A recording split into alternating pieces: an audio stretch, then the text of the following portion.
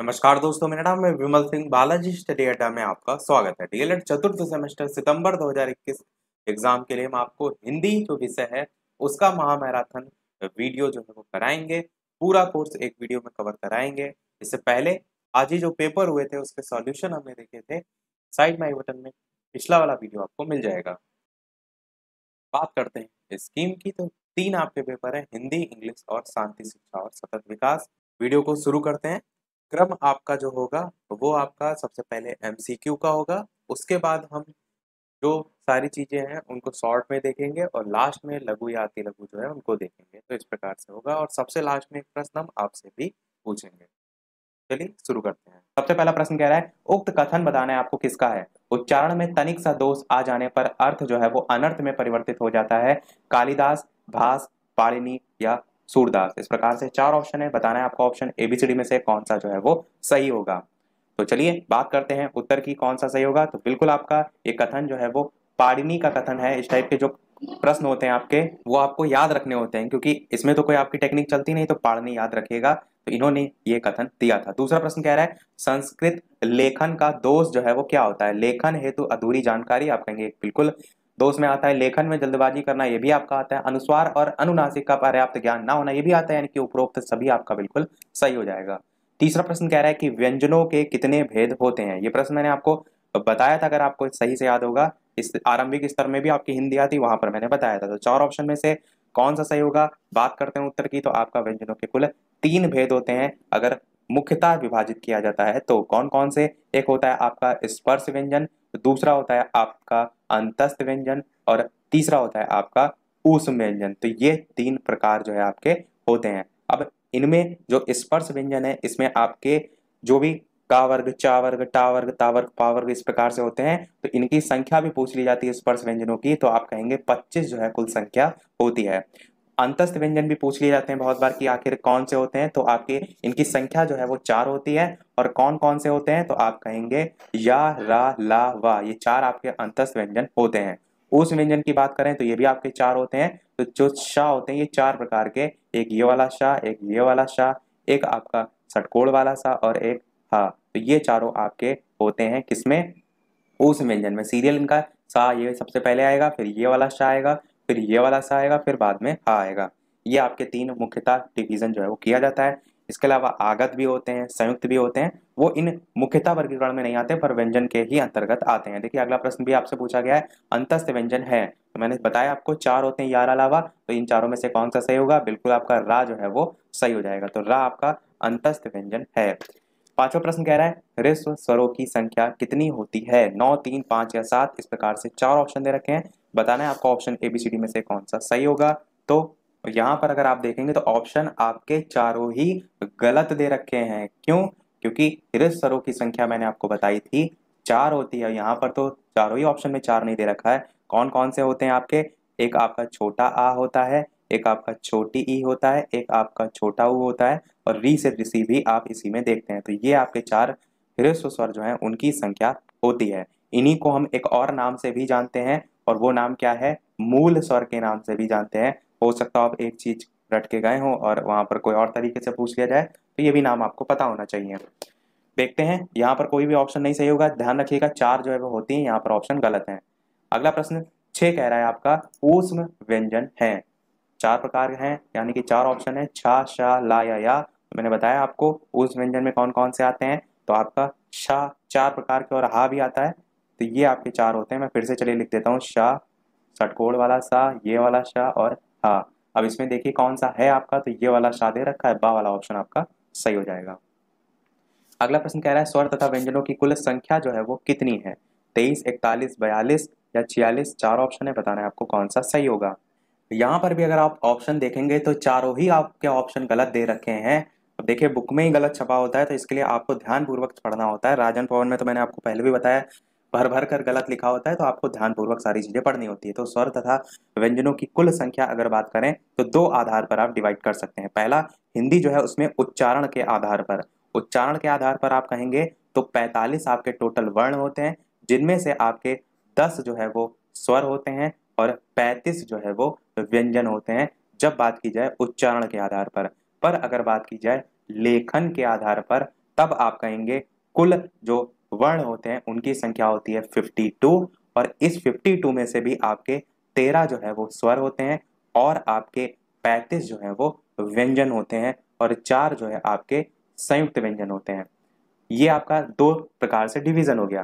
पर इन्हीं स्वरों की संख्या और व्यंजन की संख्या आपको अलग अलग पुस्तकों में अलग अलग देखने को मिलती है। जैसे कि आपकी आदित्य पब्लिकेशन की जो बुक है, आप देखेंगे काफी जो है वो ऑथराइज्ड बुक है, उसमें यही स्वरों की संख्या आपको 11 दे रखी है, और जो व्यंजन है उनकी संख्या 41 दे रखी है, और इनको आप जोड़ेंगे तो कुल मिलाकर 52 होगा।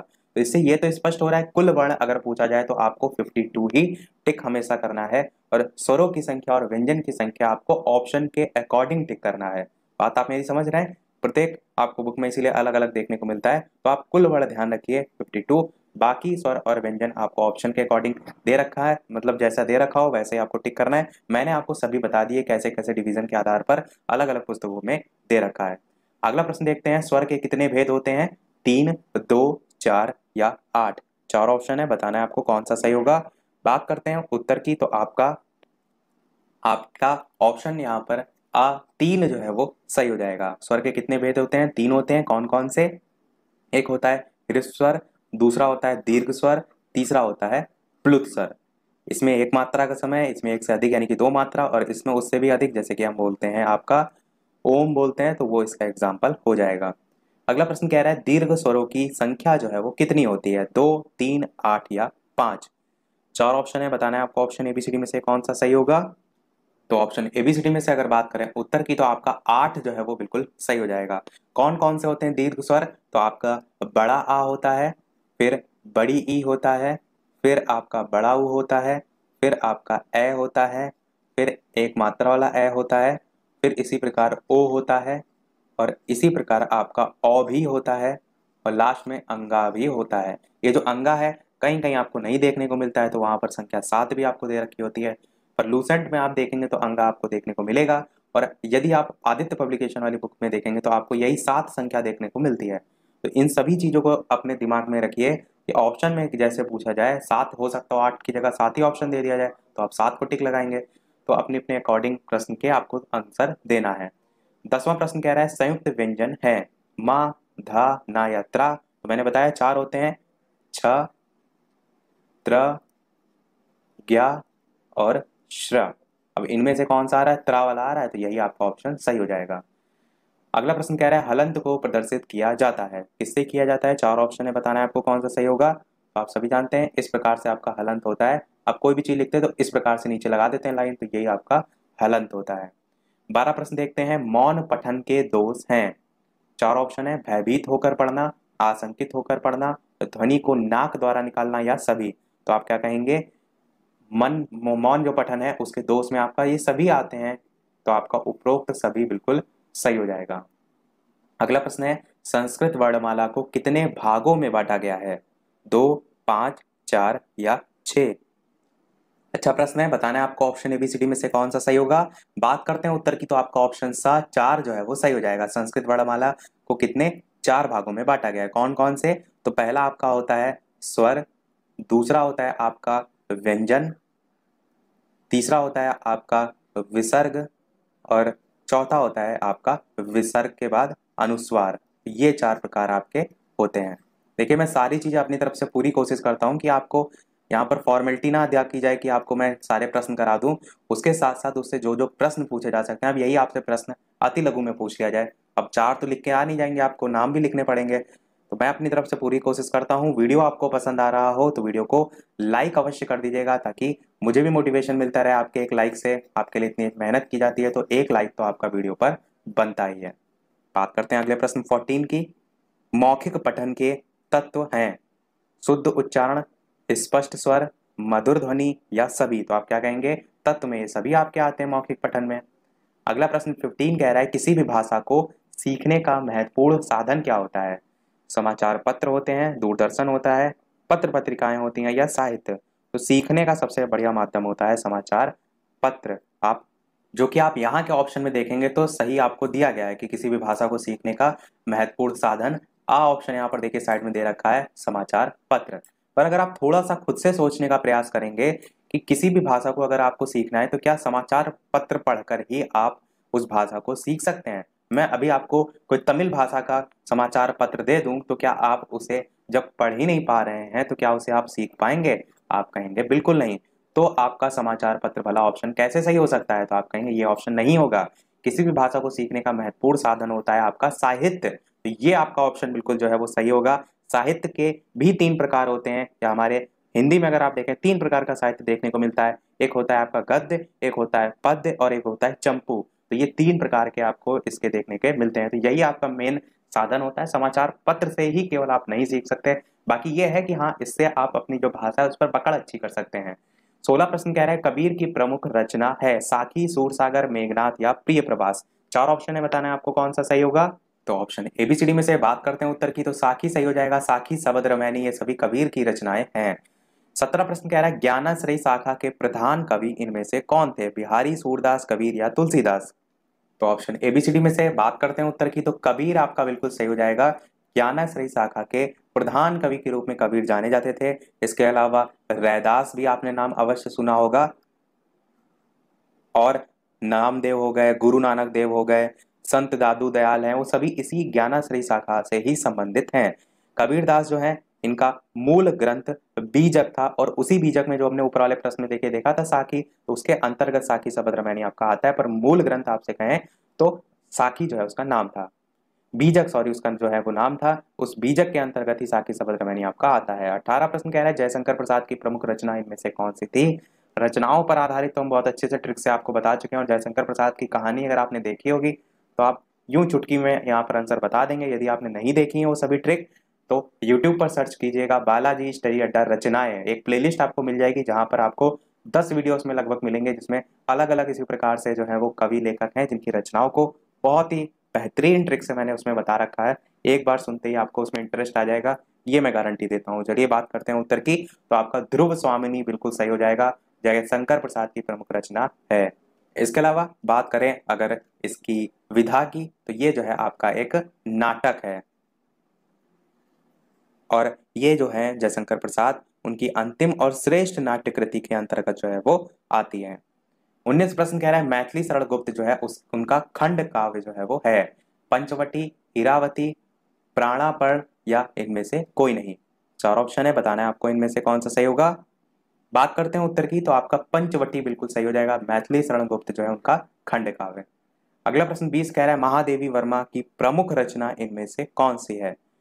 कुकुरमुत्ता, प्रहलाद, यामा या रेणुका। यहाँ पर अगर आप ध्यान देंगे तो प्रश्न में एक वर्ड यूज किया गया है प्रमुख, तो इनकी प्रमुख रचना में आपकी आती है रचना। और बात करते हैं उत्तर की, तो आपका यामा बिल्कुल सही हो जाएगा। प्रमुख वर्ड यहाँ पर क्यों यूज किया गया है? क्योंकि ये जो इनकी रचना है इसके अंतर्गत 4 कविता संग्रह जो है उनका संकलन है। कौन कौन सी? एक आपका है नीरजा, एक आपका है निहार, एक वो है आपका रश्मि, और एक है आपका सांध्य गीत। आपको याद होगा, तो ये सब मैंने अच्छी अच्छी ट्रिक से आपको कहानी पूरी पूरी बता रखी है, आपको अवश्य याद होगा। तो ये चारों जो है इसी यामा जो है उसके अंतर्गत जो है वो आती हैं। और फेमस मैंने क्या कहा, प्रमुख रचना, तो इसलिए प्रमुख है क्योंकि 1982 में हिंदी साहित्य का सर्वोच्च पुरस्कार, जिसका नाम क्या है, ज्ञानपीठ पुरस्कार, इसी रचना के लिए इन्हें जो है वो प्रदान किया गया था। इसीलिए यहाँ पर प्रमुख जो वर्ड है वो यूज किया गया है। 21 प्रश्न कह रहा है महावीर प्रसाद द्विवेदी जी ने किस पत्रिका का संपादन किया? हिंदुस्तान, सरस्वती, गीतांजलि या इनमें से कोई नहीं। 4 ऑप्शन है, बताना है आपको कौन सा सही होगा। बात करते हैं उत्तर की, तो आपका सरस्वती बिल्कुल सही हो जाएगा। महावीर प्रसाद द्विवेदी जी ने सरस्वती पत्रिका का संपादन किया। अगला प्रश्न कह रहा है हरिवंश राय बच्चन जी ने किस आत्मकथा की रचना की? 4 ऑप्शन है, बताना है आपको कौन सा सही होगा। बात करते हैं उत्तर की, तो क्या भूलूं क्या याद करूं, ये जो है इनकी आत्मकथा जो है वो है। अगला प्रश्न कह रहा है 23 गबन और गोदान किसकी प्रमुख रचना है? 4 ऑप्शन है, बताना है आपको कौन सा सही होगा। बात करते हैं उत्तर की, तो आपका प्रेमचंद्र बिल्कुल सही हो जाएगा। बहुत ही महत्वपूर्ण रचना है, याद रखिएगा, गबन और गोदान। 24 प्रश्न कह रहा है पाठ्य वस्तु से क्या तात्पर्य है? 4 ऑप्शन है, बताना है कौन सा सही होगा। तो आप कहेंगे समाचार पत्र भी, पत्रिकाएं भी, संदर्भ पुस्तकें भी, उपर्युक्त सभी आपका सही हो जाएगा। अगला प्रश्न कह रहा है बीजक नामक ग्रंथ किससे संबंधित है? दिनकर, तुलसीदास, कबीर या सूरदास। 4 ऑप्शन है, बताना है कौन सा सही होगा।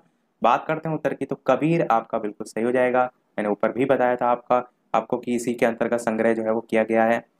26 प्रश्न कह रहा है तुलसीदास जी जो है उनका जन्म जो है वो कब हुआ था। तो 4 ऑप्शन में बताना है आपको कौन सा सही होगा। देखिए सन जो है आपको अलग अलग जगह देखने को अलग अलग मिलेगा। यहाँ पर जो ऑप्शन के अकॉर्डिंग है वो 1554 संवत में सही होगा। बाकी आपको 1511 भी देखने को मिलता है, 1568 भी विक्रम संवत इस टाइप से देखने को मिलता है। तो अलग अलग देखने को मिलता है। समय जो है आपका कह सकते हैं अलग अलग जगह हो सकता है, पर अगर बात करें कहाँ हुआ था तो वो आपको याद होना चाहिए। इनका जन्म राजापुर जिला बांदा जो है उसमें हुआ था, और कुछ लोग राजापुर को भी जो है वो मानते हैं। आपका ऑप्शन आ जो है वो सही हो जाएगा। अगला प्रश्न देखते हैं 27। बिहारी जी सर्वश्रेष्ठ कवि थे। भक्ति काव्य धारा, रीतिकाल, आधुनिक काल या प्राचीन काल। 4 ऑप्शन है, बताना है आपको कौन सा सही होगा। बात करते हैं उत्तर की, तो आपका ऑप्शन नंबर बा रीतिकाल जो है वो बिल्कुल सही हो जाएगा। तो बिहार जी सर्वश्रेष्ठ कवि थे रीतिकाल के। अगला प्रश्न 28 कह रहा है कि जयशंकर प्रसाद जी का स्वर्गवास हुआ था। 4 ऑप्शन है, छाटना है आपको ऑप्शन एबीसीडी में से कौन सा सही होगा। ऑप्शन एबीसीडी में से छाटना है आपको कि इनकी मृत्यु या स्वर्गवास कब हुआ था। बात करते हैं उत्तर की, तो आपका सन 1937 जो है वो बिल्कुल सही हो जाएगा। जन्म की बात करें तो 1889 में इनका जन्म जो है वो हुआ था। कहाँ हुआ था, तो वाराणसी में जो है वो हुआ था, पर मृत्यु भी वाराणसी में ही जो है वो हुई थी। देखते हैं अपना अगला प्रश्न 29। परिमल काव्य के रचयिता जो है आपको बताना है थे कबीर, बाबू गुलाब राय, महादेवी वर्मा या सूर्यकांत त्रिपाठी निराला। इस प्रकार से 4 ऑप्शन है, छाटना है आपको ऑप्शन एबीसीडी में कौन सा सही होगा। बात कर लेते हैं उत्तर की, तो आपका ऑप्शन यहाँ पर दा वाला सूर्यकांत त्रिपाठी निराला जो है वो बिल्कुल सही हो जाएगा। अगला प्रश्न 30 कह रहा है पंचपात्र के लेखक जो है वो कौन है। 4 ऑप्शन है, छाटना है आपको कौन सा सही होगा। बात करते हैं उत्तर की, तो आपका ऑप्शन आ श्री पदुमलाल पुन्नालाल बख्शी जो है आपका बिल्कुल सही हो जाएगा। अगला प्रश्न 31 कह रहा है कि वीणा काव्य रचना के रचयिता जो है वो हैं। 4 ऑप्शन है, छाटना है कौन सा सही होगा। ज्यादा मैं समय आपको नहीं दे रहा हूँ, लगभग 2 से 5 सेकंड तक का। तो सुमित्रानंदन पंत आपका बिल्कुल सही हो जाएगा। आप चाहें तो प्रश्न जब मैं बोलता हूँ वीडियो को वहां पर पॉज करिए, खुद से सोचिए, फिर आंसर सुनिए, ये भी आपका एक तरीका हो सकता है। 32 प्रश्न कह रहा है कि राम नरेश त्रिपाठी का जन्म जो है वो हुआ था। 4 ऑप्शन है, बताना है कौन सा सही होगा। तो 4 ऑप्शन में अगर बात करें उत्तर की, तो आपका 1889 सन में जो है वो सही हो जाएगा। और यदि बात करें तारीख की भी, तो 4 मार्च 1889। स्थान की बात करें तो सुल्तानपुर में जो है वो जन्म इनका हुआ था, राम नरेश त्रिपाठी। 33 प्रश्न कह रहा है कि काशी में नागरी प्रचारणी सभा की स्थापना किसने की थी। मोस्ट इंपॉर्टेंट क्वेश्चन है, बहुत बार आपको ये प्रश्न देखने को मिलता है। 4 ऑप्शन दे रखे हैं, बताना है आपको ऑप्शन एबीसीडी में से कौन सा सही होगा। जल्दी से छाटिए, जल्दी से सोचिए, बात करते हैं उत्तर की। चलिए, तो बिल्कुल आपका ऑप्शन सा श्याम सुंदर दास बिल्कुल सही हो जाएगा। काशी में नागरी प्रचारणी सभा की स्थापना। अगला प्रश्न देखते हैं 34। हिंदी नव जीवन का संपादन किसने किया था। 4 ऑप्शन है, बताना है आपको ऑप्शन एबीसीडी में से कौन सा सही होगा। बात करते हैं उत्तर की, तो आपका हरिभाऊ उपाध्याय जो है वो बिल्कुल सही हो जाएगा।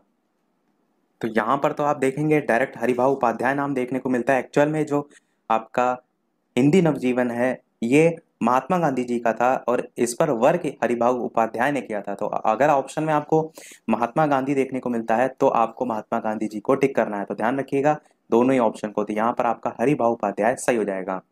35 प्रश्न कह रहा है खूब लड़ी मर्दानी वो तो झांसी वाली रानी थी, इसकी रचयिता कौन थी। महादेवी वर्मा, मन्नू भंडारी, मीराबाई या सुभद्रा कुमारी चौहान। बहुत ही अच्छा प्रश्न है, बहुत ही इंपॉर्टेंट है। तो देखते हैं कितने लोग इसका सही आंसर बताते हैं। जल्दी से बताइए ऑप्शन एबीसीडी में से कौन सा सही होगा।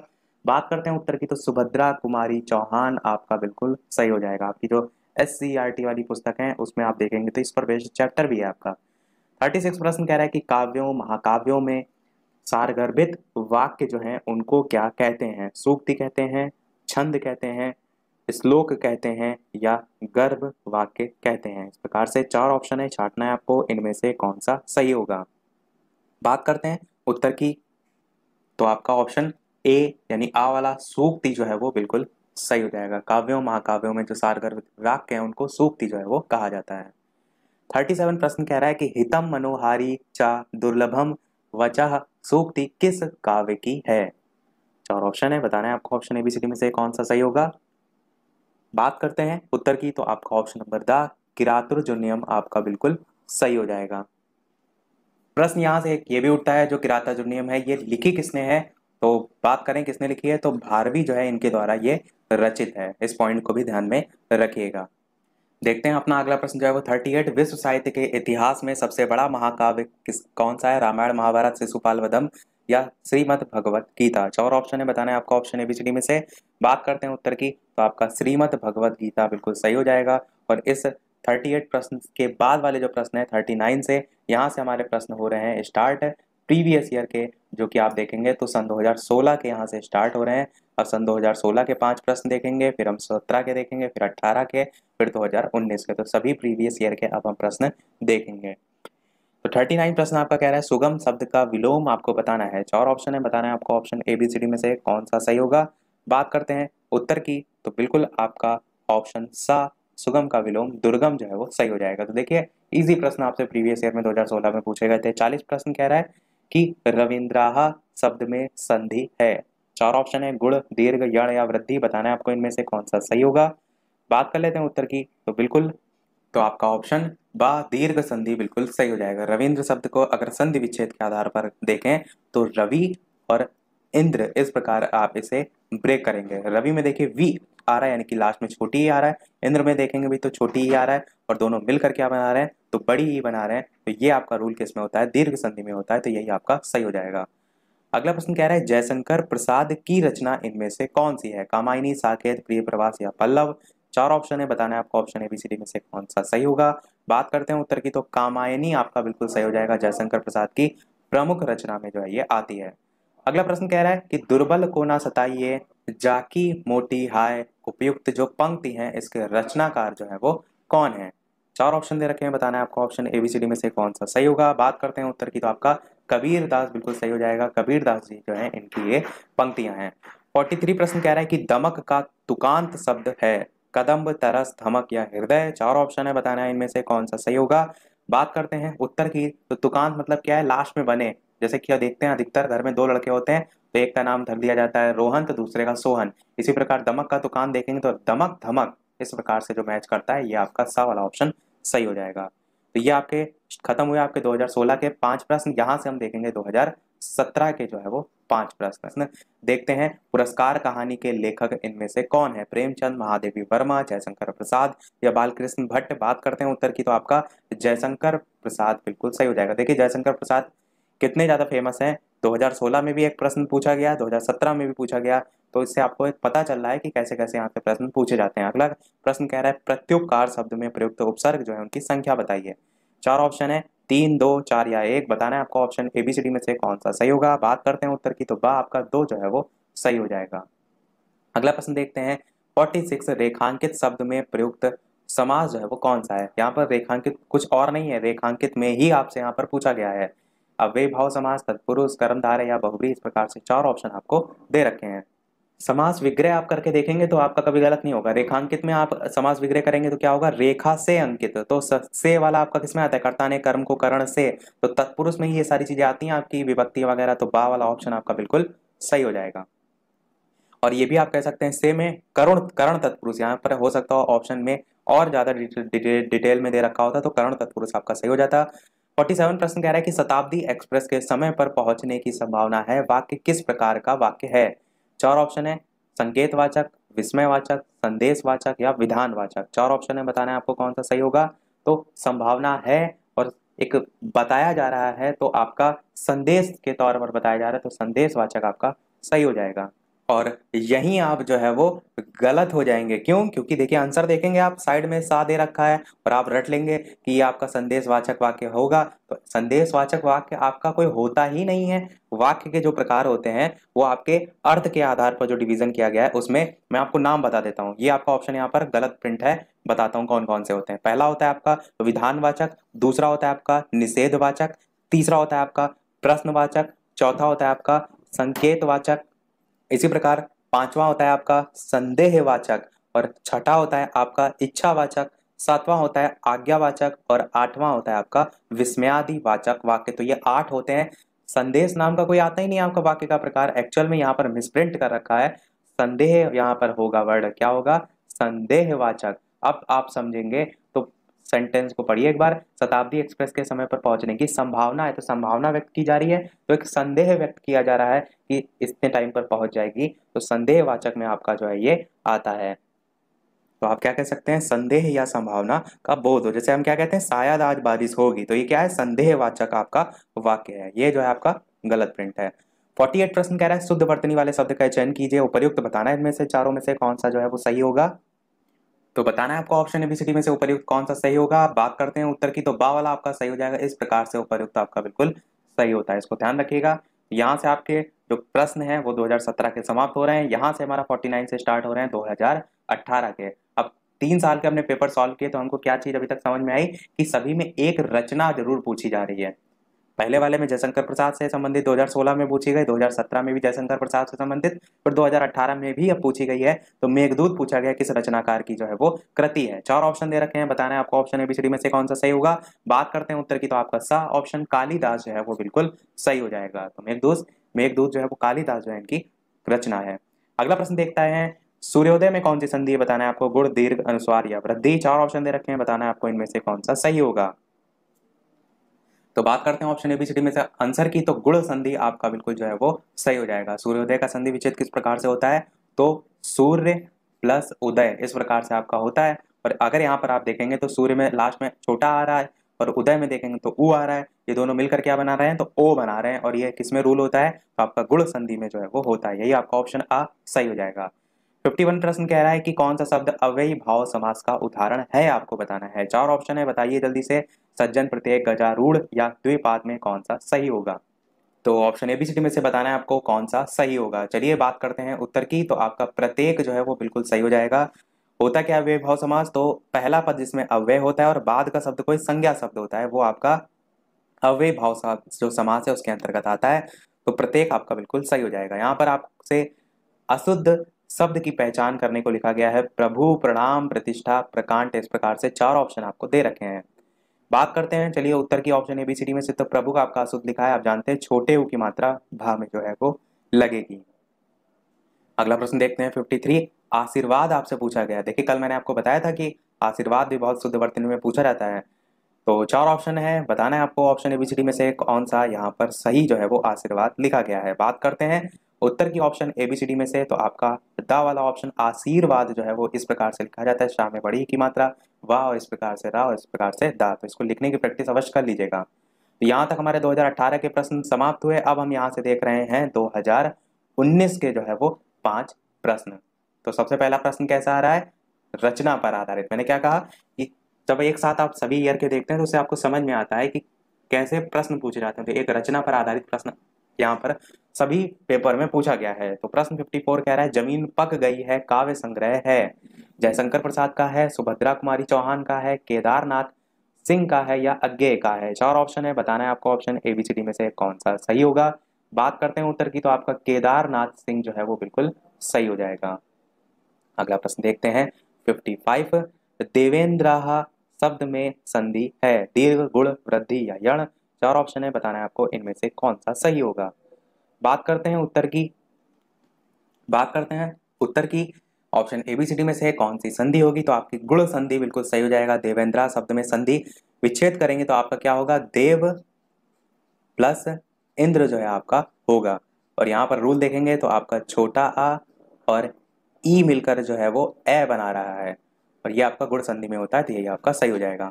अगला प्रश्न देखते हैं 56, तुम अपने कार्य में सफल रहो। वाक्य किस प्रकार का है, इच्छावाचक, संकेतवाचक, आज्ञावाचक या संदेहवाचक। 4 ऑप्शन दे रखे हैं, बताना है आपको ऑप्शन एबीसीडी में से कौन सा जो है वो सही होगा। बात करते हैं उत्तर की, तो आपको पढ़ने से ही समझ में आ रहा होगा कि इच्छावाचक है। आप इच्छा इस प्रकार की व्यक्त करते हैं कि तुम अपने कार्य में सफल रहो, तो ये आपका इच्छावाचक वाक्य है। देखते हैं अपना अगला और इस वीडियो का लास्ट प्रश्न, और इसके बाद एक प्रश्न हम आपसे भी पूछेंगे। चलिए अच्छा दोनों हम कर लेते हैं, एक प्रश्न हम आपसे अलग से पूछेंगे। 57 प्रश्न कह रहा है, स्वच्छ शब्द का अर्थ बताना है, साफ सुथरा, छाती, कंधा या सुंदरी, सुंदर आंख। इस प्रकार से 4 ऑप्शन में आपको छांटना है कौन सा जो है वो सही होगा। तो बात कर लेते हैं उत्तर की, तो आपका ऑप्शन यहाँ पर दा वाला सुंदर आंख बिल्कुल सही हो जाएगा। स्वच्छ शब्द का अर्थ देखते हैं प्रश्न आपका 58 लास्ट प्रश्न है, सुंदरता शब्द में संज्ञा कौन सी है, जातिवाचक, व्यक्तिवाचक, भाववाचक या समुदायवाचक। ऑप्शन एबीसीडी में से बात करते हैं उत्तर की कौन सा सही होगा, तो भाववाचक संज्ञा आपका बिल्कुल सही हो जाएगा। बात करें भाववाचक संज्ञा होता क्या है, तो जो शब्द किसी चीज या पदार्थ की अवस्था, दशा या भाव का बोध कराता है उनको हम कहते हैं भाववाचक संज्ञा। जैसे कि आपका बचपन, बुढ़ापा, मिठास, मोटापा, थकावट या सुंदरता यहाँ पर जैसे पूछा गया था, तो ये सभी आपके इसी के अंतर्गत आते हैं। तो आपका ऑप्शन सा सही हो जाएगा। हमारे बहुविकल्पीय प्रश्न समाप्त हुए। अब हम बात करते हैं आपके शॉर्ट नोट्स टाइप के, जिसमें सभी जो छोटे छोटे टॉपिक हैं उनको जो है हम कवर करेंगे। तो चलिए स्टार्ट करते हैं। सबसे पहले बात करते हैं भाषा संस्कृत जो है उसके भाष शब्द से जो है वो बना हुआ है। भाष का अर्थ क्या होता है, बोलना। भाषा की सार्थक इकाई क्या होती है, तो आप कहेंगे वाक्य होती है। वाक्य से छोटी इकाई उपवाक्य होती है। उपवाक्य से छोटी इकाई पदबंध होती है। पदबंध से छोटी इकाई पद होती है और पद से छोटी इकाई अक्षर होती है। और अक्षर से छोटी इकाई ध्वनि या वर्ण जो है वो कहलाती है। तो प्रश्न यहीं से आता है सबसे छोटी इकाई के संदर्भ में, तो ध्वनि या वर्ण में से जो ऑप्शन हो उसको ही आप प्रिफर करेंगे। पर ध्वनि और वर्ण दोनों ऑप्शन हो तब आप ध्वनि को ही जो है वो प्रेफरेंस देते हैं। वर्णमाला की बात करें तो वर्ण की डेफिनेशन अगर पूछी जाए तो भाषा की सबसे छोटी इकाई ध्वनि है और इस ध्वनि को हम वर्ण के नाम से जानते हैं। वर्णमाला क्या है, वर्णों के व्यवस्थित समूह को वर्णमाला कहते हैं। ये बात करें टोटल यहाँ पर कितने वर्ण हैं, तो 52 वर्ण जो है टोटल होते हैं। इसमें जो व्यंजनों की संख्या है आप 33 याद रखिए, क्योंकि ये अलग अलग जगह आपको देखने को मिलती है। वैसे 35 भी सही है अपने आप में, पर 33 व्यंजन अधिकतर ऑप्शन में आपको दिए होते हैं और साथ ही साथ 4 संयुक्त व्यंजन होते हैं। स्वरों की बात करें तो सभी लिखे हुए हैं, कुल मिलाकर 13 आपके स्वर होते हैं, पर ऑप्शन में आपको अधिकतर 11 देखने को मिलता है। तो ध्यान रखिएगा, यदि बात की जाए किसकी, स्वरों की, तो आपको संख्या देखने को मिलेगी 11। पर यदि बात करी जाए व्यंजनों की तो उनकी संख्या में देखने को मिलेगी आपको 33 और टोटल 52 वर्ण। फिर बात करते हैं व्यंजन में अलग अलग जो वर्ग हैं, का वर्ग हो गया, चा वर्ग हो गया, टा वर्ग हो गया, ता वर्ग हो गया, पा वर्ग, यहाँ तक जितने आप देख रहे हैं वर्ग, हर साल यहाँ से एक ना एक प्रश्न अवश्य आता है। द्विगुण व्यंजन इनको भी ध्यान रखिए, ड़ा और डा होते हैं, तो इन सबसे डायरेक्ट पूछ लिया जाता है, अधिकतर बहुविकल्पी में प्रश्न पूछा जाता है। फिर बात करते हैं अंतस्थ और ऊष्म की, ये भी बहुत पूछे जाते हैं, यारा लावा और ऊष्म शा शा शाह होते हैं। संयुक्त व्यंजन की बात करें तो छत्र, ज्ञ और श्रा ये 4 होते हैं। इसमें किससे किससे मिलकर बने होते हैं ये बहुत पूछा जाता है। छा जो है हलंत वाला का और शा से मिलकर बना होता है।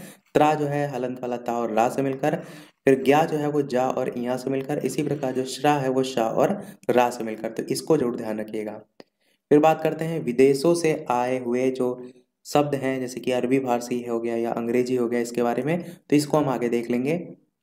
बात करते हैं यहाँ से स्वरों की। स्वर की बात करें तो स्वतंत्र रूप से बोले जाने वाले जो वर्ण होते हैं उन्हें हम स्वर कहते हैं। मैंने कहा ना कि परंपरागत रूप से इनकी संख्या 13 होती है, पर उच्चारण की दृष्टि से 10 ही स्वर होते हैं और ऑप्शन में आपको 11 ही देखने को मिलते हैं। तो आपके ऑप्शन के अकॉर्डिंग आप 11 ध्यान रखिएगा। और यहाँ पर जो आपके 11 टोटल स्वर हैं उनके साथ साथ 2 अयोगवा भी होते हैं, अंगा आहा जो हम बोलते हैं, से ऊपर बिंदी लगती है, और एक विसर्ग वाला, ये आपके अयोगवा होते हैं। स्वरों के वर्गीकरण से प्रश्न आपसे लघु त्रिय में पूछा जाता है, तो किस किस आधार पर होता है, कौन कौन से आधार पर होता है, ये आप याद रखिएगा। सबसे पहला होता है मात्रा या उच्चारण काल के आधार पर, तो आप क्या कहेंगे, ह्रस्व स्वर जिनके उच्चारण में कम समय लगता है, जैसे कि आ ई उ री। दीर्घ स्वर जिनके उच्चारण में आप कहेंगे ह्रस्व स्वर जो है उससे अधिक समय, 2 मात्रा का समय लगता है, जैसे बड़ा आ, बड़ी ई, इस टाइप से। प्रश्न ये भी पूछे जाते हैं इनमें से कौन सा दीर्घ स्वर नहीं है या इनमें से कौन सा है, तो एग्जाम्पल भी आपको पता होना चाहिए। प्लुत में आप कहेंगे जिनके उच्चारण में दीर्घ स्वर से भी अधिक समय लगता है, जैसे किसी को पुकारने में या नाटक के संवादों में इसका यूज किया जाता है। जैसे आप इसका सबसे अच्छा उदाहरण ओम जो है वो याद रखिएगा। इसी प्लुत स्वर को त्रिमात्रिक स्वर भी कहते हैं, जैसे कि दीर्घ स्वर को द्विमात्रिक के नाम से भी जानते हैं, और ह्रस्व स्वर जो है इसको लघु स्वर के नाम से भी जानते हैं, मूल स्वर के नाम से भी जानते हैं, और एक मात्रिक स्वर के भी नाम से जानते हैं। तो हो सकता है लघु स्वर पूछे तो आप कंफ्यूज ना होइएगा, ये सब इसी के ही नाम हैं। तो पहला आधार हो गया, ये किस आधार पर था, मात्रा या उच्चारण काल के आधार पर। दूसरा है आपका जीव के आधार पर, तो अग्र स्वर, मध्य स्वर, पश्च स्वर, ये ध्यान रखिए। इसमें एग्जाम्पल चाहे तो डेफिनेशन भी पढ़ सकते हैं कि जिन स्वरों के उच्चारण में जीभ का अग्र भाग काम करता है वो अग्र स्वर, जिनमें जीभ का मध्य भाग वो मध्य स्वर, जिसमें पश्च भाग वो पश्च स्वर। यही से ही आपका प्रश्न आया था, जो आपका पहला वाला आरंभिक स्तर वाला इसी वर्ष पेपर हुआ था, उसमें एक बहुविकल्पी चौथा या पांचवा आया था जिसमें पूछा गया था इसी तरीके से, और उसमें ही ऑप्शन में अग्र मध्य और पश्च और इसमें से एक कोई दे रखा था, वहां पर मैंने बताया भी था आपको। तो देखिए यही सारी चीजें पूछी भी जाती हैं, तो एक बार रट लीजिए, हर पेपर में आपको काम आएगा। फिर आपका मुख्य द्वार या मुख्य विवर के खुलने के आधार पर तो आप कहेंगे विवृत होता है, जिन स्वरों के उच्चारण में मुख्य द्वार पूरा खुलता है, जैसे बड़ा आ। अर्धविवृत मतलब हाफ ओपन, ये ओपन था या हाफ ओपन, जिनके उच्चारण में मुख्य द्वार आधा खुलता है। अर्ध संवृत, जिन स्वरों के उच्चारण में मुख्य द्वार आधा बंद रहता है। और समृद्ध, जिन स्वरों के उच्चारण में मुख्य द्वार लगभग बंद रहता है। यहाँ पर अलग यही जो सारी चीजें पढ़ी हैं उसको आप चित्र के माध्यम से भी देख सकते हैं, कि मूर्धा में ये टावर का आता है, और री से ऋषि वाला आता है, और शाह आता है ये वाला। इसी प्रकार नासिका में ये सभी आते हैं, दंत मूल में आपके ये सभी आते हैं, दंत में ता वर्ग और शा आता है। ये भी ध्यान रखिएगा कि ये सा जो है, ये वाला जो सा है वो आपका दंत में आता है, और जो षटकोण वाला सा है ये आपका मूर्धा में आता है, और जो तालु है उसमें ये वाला सा आता है। इनका भी ध्यान जरूर रखिएगा, क्योंकि अधिकतर वर्ग तो सबको पता होते हैं कि चा वर्ग में ये सब है, पर इनमें ही लोग गलती करते हैं। इसी प्रकार या भी इसमें आता है तालु में, इस चीज को भी ध्यान दीजिए। तो ये सब आपके हो जाएंगे ओस्ट में पावर और ऊ। और ये जो स्वर हैं इनको भी जरूर ध्यान रखिएगा, केवल व्यंजन की बात नहीं हो रही, यहाँ पर सब स्वर भी दे रखे हैं कि कौन से किस में आते हैं। कंठ तालु जो है उसमें ए और ए आता है, दंत और ओष्ठ में वा आता है। इसी को हम संयुक्त रूप से दंतोष्ठ के नाम से भी जानते हैं। इसी प्रकार कंठ में छोटा बड़ा अंगा का वर्ग और हा, ये सभी आते हैं। तो ये जो जितना आप चार्ट देख पा रहे हैं, मैं थोड़ा सा जूम आउट कर देता हूँ, आप पूरा आपको दिखाई दे रहा होगा। तो ये पूरा का पूरा आपके दिमाग में बैठा होना चाहिए, रटा होना चाहिए। यदि आप चाहें तो इसका स्क्रीनशॉट ले सकते हैं और इसको याद कर लीजिएगा। बात करते हैं आगे, थोड़ा सा जूम कर देते हैं। तो अगला है आपका होठों की स्थिति के आधार पर आवृत्तमुखी और वृत्तमुखी। आवृत्तमुखी और वृत्तमुखी की बात करें तो जिन स्वरों के उच्चारण में जो ओठ हैं वो वृत्तमुखी या गोलाकार नहीं होते उन्हें हम आवृत्तमुखी कहते हैं, और वृत्तमुखी में जो हो जाते हैं गोलाकार, इतना सा डिफरेंस है। आप चाहें तो स्वयं बोल के भी देख सकते हैं, तो छोटा ऊ बोलते हैं तो वहां पर देखिए वृत्तमुखी हो जाता है, तो उस प्रकार से एग्जाम्पल भी पहचान सकते हैं। फिर हवा के नाक और मुंह से निकलने के आधार पर निरनुनासिक और अनुनासिक होता है। निरनुनासिक क्या होता है, जिन स्वरों के उच्चारण में हवा केवल मुंह से निकलती है वो आपका निरनुनासिक होता है, और अनुनासिक में जिन स्वरों के उच्चारण में हवा मुंह के साथ साथ नाक से भी निकलती है उन्हें हम अनुनासिक कहते हैं। फिर आपका घोषत्व के आधार पर भी होता है, तो मैंने आपको बताया था सघोष अघोष होते हैं, तो वो ध्यान रखिएगा। व्यंजन की बात करते हैं, तो व्यंजन की डेफिनेशन, स्वर की सहायता से बोले जाने वाले वर्ण व्यंजन कहलाते हैं। इनकी जो संख्या है वो 33 मानी जाती है, और जो देवगुण व्यंजन है ड़ा और डा, इनको जोड़ने पर इनकी संख्या 35 हो जाती है। तो मैंने क्या कहा था, 33 ध्यान रखिएगा, क्योंकि आपको ऑप्शन में 33 ही लिखा देखने को मिलता है। और ये द्विगुण व्यंजन कौन कौन से होते हैं ये तो मैंने ऊपर अभी बताया, पर ध्यान जरूर रखिएगा, ड़ा और डा दोनों में बिंदी भी लगी हुई है इस चीज को।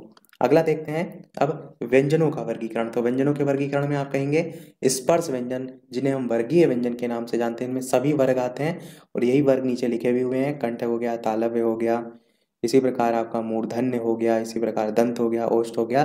तो कुल 25 वर्ण जो है इसमें आते हैं।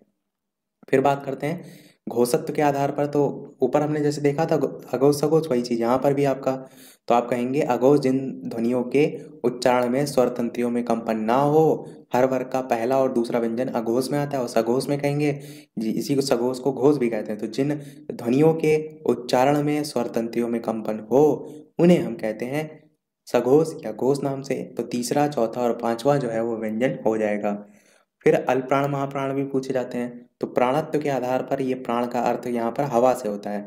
तो अल्पप्राण, जिन व्यंजनों के उच्चारण में मुख से कम हवा निकले, जैसे हर वर्ग का पहला, तीसरा और पांचवा। सबसे ज्यादा कंफ्यूजन अघोष अघोष और अल्पप्राण में ही होती है, तो ध्यान रखिएगा, एक ही में मिला मत दीजिएगा। महाप्राण, जिन व्यंजनों के उच्चारण में मुख से अधिक हवा निकले, या जिन व्यंजनों के उच्चारण में हकार की ध्वनि विशेष रूप से सुनाई दे, वो हर वर्ग का दूसरा और चौथा व्यंजन इसमें हो जाएगा, किसमें, महाप्राण में। इसमें पहला, तीसरा, पांचवा जो बचे वो आपका इसमें आ जाएंगे, दूसरा और चौथा। फिर बात करते हैं अंतस्थ व्यंजन, तो आप सभी जानते हैं 11 अलावा होते हैं, पर डेफिनेशन भी साथ में जान लीजिए कि जिन वर्णों का उच्चारण पारंपरिक वर्णमाला के बीच अर्थात स्वरों और व्यंजनों के बीच होता है उन्हें हम अंतस्थ व्यंजन कहते हैं। बाकी इसके बारे में जो लिखा हुआ है ये मैंने बता दिया। ये चीज ध्यान रखिएगा, जो रा है इसको लुंठित व्यंजन के नाम से जानते हैं, जिसके उच्चारण में जीभ तालू से लुढ़क कर स्पर्श करती है। और बाकी मैंने बता दिया, ला वाला भी ध्यान रखिएगा, पार्श्विक इसे कहते हैं, जिसके उच्चारण में जीभ जो है वो हवा के जो पास है या बगल से जो है वो निकल जाए। तो ये दोनों ध्यान रखिएगा। फिर ऊष्म की बात करें तो जिन व्यंजन जो व्यंजन है उनका उच्चारण करते समय वायु मुख में किसी स्थान विशेष पर घर्षण या रगड़ खाकर निकले, उसे हम कहते हैं ऊष्म संघर्षी या ऊष्म। इसमें शा शा शाहा ये चार जो है वो आते हैं। उत्क्षिप्त मैंने ऊपर बता ही दिया, आगत वगैरह की आवश्यकता नहीं है। बात करते हैं अब हमारा नेक्स्ट टॉपिक यहाँ से संधि। तो केवल मैं संधि के नाम बता रहा हूँ आपको। संधि कहते किसे हैं, तो दो समीपवर्ती वर्णों के मेल से जो विकार होता है, परिवर्तन होता है, उसे संधि कहते हैं। और संधि जो है इसके टोटल भेद की बात करें तो संधि के कुल 3 भेद होते हैं। कौन कौन से? स्वर संधि, व्यंजन संधि और विसर्ग संधि, ये 3 मुख्यतः होते हैं। अब यहाँ पर जो स्वर संधि है उसके कितने प्रकार होते हैं, तो दीर्घ संधि, गुण संधि, वृद्धि संधि, यड़ संधि और अयादि संधि। मैंने कहा मैं सबके अंदर नहीं बात कर रहा हूँ, केवल और केवल आपको नाम बता दे रहा हूँ, क्योंकि एक रिवीजन के तौर पर है। अब यहाँ संधि टॉपिक तो हम पढ़ नहीं रहे हैं, तो ये 5 नाम ध्यान रखिएगा। और बाकी जो ऊपर व्यंजन संधि उसमें सब रूल रेगुलेशन होते हैं, उसमें टाइप वगैरह है नहीं। इसी प्रकार विसर्ग में भी हो जाएंगे। तो देखते हैं नेक्स्ट टॉपिक, समास। समास की बात करें तो 6 भेद होते हैं, अव्यय भाव समास, तत्पुरुष समास, कर्मधारय समास, दिक्खु समास, द्वंद्व समास और बहुब्रीहि समास। इसमें बहुत छोटी छोटी चीजें हैं, तो जानते भी चलते हैं क्या क्या होते हैं समास। ये चीज आप चाहें तो याद रख सकते हैं कि पूर्व पद प्रधान जिसमें होता है वो अव्ययी भाव समास होता है, उत्तर पद प्रधान जिसमें होता है वो तत्पुरुष, कर्मधारय और द्विगु समास होता है, दोनों पद जिसमें प्रधान होते हैं वो द्वंद्व समास होता है, और दोनों पद जिसमें अप्रधान होते हैं वो आपका बहुब्रीहि होता है। इसमें कोई तीसरा पद जो है वो या अर्थ जो है वो निकलता है।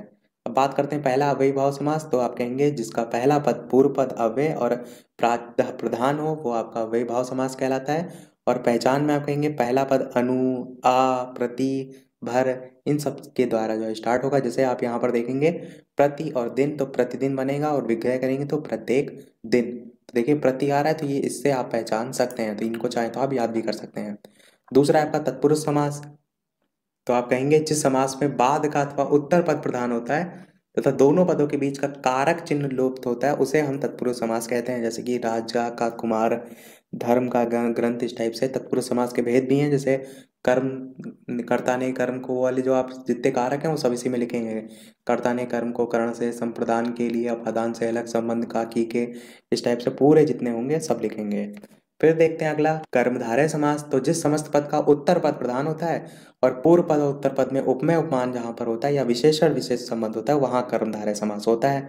और विग्रह करने पर यहाँ पर क्या आता है जो आता है या है जो के समान आता है जो आता है या के समान आता है। जैसे चरण कमल का आप करेंगे तो कमल के समान चरण, तो के समान आ रहा है। इसी प्रकार नीचे सब एग्जाम्पल दे रखे हैं, कोई भी आपसे पूछा जा सकता है। अब यहाँ पर एक चीज मैं और क्लियर करना चाहूंगा, जैसे कि ये आप पढ़ रहे हैं कर्मधारय समास। बहुत से ऐसे समास होंगे जो आपको एक से अधिक समास को दर्शाते हैं। जैसे अगर आप ये कहेंगे महादेव, तो महादेव शंकर भगवान को कहा जाता है, तो यही समास आपका किसमें होगा, यही समास आपका बहुब्रीहि समास में भी आप लिख सकते हैं। तो यही एक, जैसे नीलकंठ दे रखा है तो वो भी आपका है बहुब्रीहि समास में। तो ये आपके बहुब्रीहि समास और साथ ही साथ जो कर्मधारय समास है, दो दो समास में आते हैं। तो ऐसी कंडीशन भी आपको देखने को मिलती है। तो प्रायोरिटी आप सबसे ज्यादा किसको देते हैं, तो प्रायोरिटी अभी तक बहुब्रीहि समास को ही दी जाती है। बाकी इसके रूल रेगुलेशन बहुत से होते हैं, उतना तो हम यहाँ पढ़ेंगे नहीं, पर मैंने आपको बता दिया कि मेन ये चीज आप ध्यान रखिएगा। द्विगु समास की बात करें तो जिसमें संख्यावाचक शब्द हो, संख्या पूर्व पद संख्यावाचक हो, जैसे कि सप्त सिंधु हो गया, इसी प्रकार दोपहर हो गया, दोपहरों का समूह, नवरात्र नवरात्रियों का समूह, ये सारी है। द्वंद्व समास की बात करें तो जिस समस्त पद के दोनों पद प्रधान होते हैं और विग्रह करने पर और अथवा या ये सब लगता है वो आपका द्वंद्व समास हो जाएगा। नदी और नाले, नदी नाले, इस प्रकार से आपके हो जाएंगे। और जरूरी नहीं कि हमेशा ऐसा ही हो, और भी बहुत से इसमें टाइप आते हैं, पर कोर्स में ऐसे तो नहीं है, पर मैंने आपको बता दिया।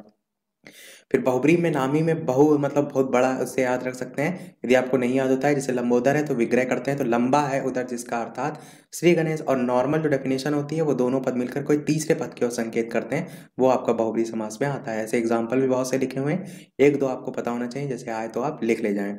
अब यहाँ से हम बात करते हैं शब्दों के वर्गीकरण के संदर्भ में। उसके अलावा वीडियो पसंद आ रहा हो तो सभी लोग वीडियो को लाइक भी अवश्य कर दीजिएगा। आपके लिए इतनी सारी मेहनत की जा रही है तो एक लाइक तो आपका बनता ही है।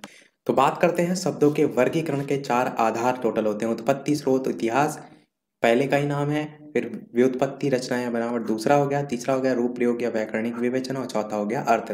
बात किसकी की जा रही है? शब्दों की जा रही है, इस चीज का ध्यान दीजिएगा, वाक्यों की नहीं की जा रही है। सबसे पहले बात करते हैं स्रोत या इतिहास के आधार पर, तो आपका तत्सम होता है, तद्भव होता है, और देशज होता है, और आपका विदेशज होता है। चारों के बारे में मैं काफी बार बता चुका हूँ, इसलिए केवल नाम मैं बता रहा हूँ ताकि आप ज्यादा कंफ्यूज ना हो। फिर और इसके साथ साथ वो चार ही होते हैं, पर कहीं कहीं आपको संकर भी देखने को मिलता है, तो संकर भी ध्यान रखिएगा। संकर शब्द थोड़ा सा नया है, वो मैं आपको बता देता हूँ कि दो भिन्न स्रोतों से आए जब शब्द होते हैं उनके मेल से बने नए शब्दों को संकर शब्द कहते हैं। जैसे कि आपका छाया और दार, छाया संस्कृत भाषा का शब्द है और दार फारसी भाषा का शब्द है, और इससे मिलकर छायादार वर्ड बना है। रेलगाड़ी इसका सबसे अच्छा उदाहरण है। रेल जो है अंग्रेजी भाषा का है, गाड़ी हिंदी भाषा का है, और रेलगाड़ी से शब्द बना है, तो ये सभी क्या है? संकर शब्द के उदाहरण हैं। फिर बात करते हैं रचना या बनावट के आधार पर। रूढ़ जिन शब्दों के सार्थक खंड ना हो, जैसे चावल। यौगिक जिनका अर्थ मेल से बना हो, जैसे कि राजपुत्र या विद्यालय। इसी प्रकार योग रूढ़ जो दो शब्दों से मिलकर बना हो शब्द, परंतु प्रयोग कोई दोनों अर्थ शब्द जो है उसके अर्थ से भिन्न हो, जो बहुब्रीहि आते हैं वो सब इसमें आते हैं। फिर तीसरा है आपका रूप या प्रयोग के आधार पर, तो इसमें आपके विकारी आते हैं। मैंने आपको बताया था विकार उत्पन्न हो, सब पहले पेपर में मैंने सारी चीजें पढ़ाई थी कि लड़का पढ़ रहा है, लिंग परिवर्तन हुआ तो लड़की पढ़ रही है, तो लड़का से लड़की में चेंज हो रहा है, तो ये क्या है? ये विकारी शब्द होते हैं। और अविकारी में क्या आएंगे आप? क्या कि जहां पर ना बदले, जैसे क्रिया विशेषण अव्यय में आज कल है, तो ये आप लिंग परिवर्तन करें तो भी ये आज का आज ही यूज होगा, कल है तो कल ही यूज होगा, अब है तो अब का अभी रहेगा, बदलेगा नहीं।